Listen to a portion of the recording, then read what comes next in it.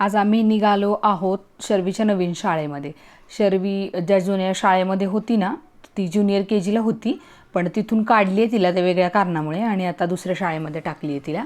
तर तिथे तिचं युनिफॉर्म वगैरे सगळं आज मिळणार होतं, बुक्स वगैरे.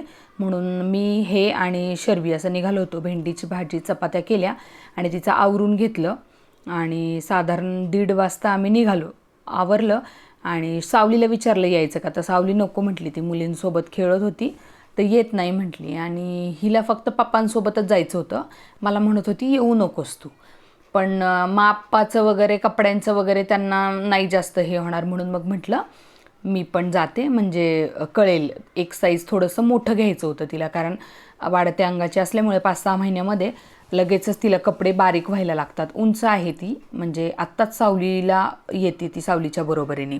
शाळेत पोचलो, खूप हॅप्पी होती ती नवीन शाळा बघून आणि टीचर्सना वगैरे गेल्या गेल्या भेटली लगेचच. मग कपडे वगैरे बघितले, घालून बघितले, ॲक्च्युली होते त्या कपड्यांवरतीच तिला घालून बघितले होता ते का.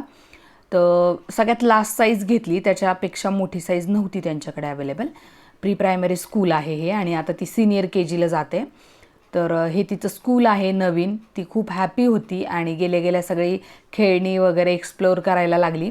ह्याच्या आधी पण एकदा गेली होती ती ॲडमिशनच्या टायमिंगला, तर तिला ते माहिती झालेत खेळणी, म्हणून आली की लगेचच खेळायला गेली. हे त्यांचं वर्ग आहेत पलीकडच्या बाजूला आणि घरापासून अगदी जवळ आहे खरं तर ही शाळा, पण मध्ये बांधकाम चालू असल्यामुळे आम्हाला वाईवरून सातारा करावा लागला. म्हणजे अगदी 2 मिनिटाच्या अंतरावरती मधून रस्ता आहे, पण बांधकाम सगळे बिल्डिंग्सची सोसायट्यांचे सुरू असल्यामुळे लांबून यावं लागलं आम्हाला.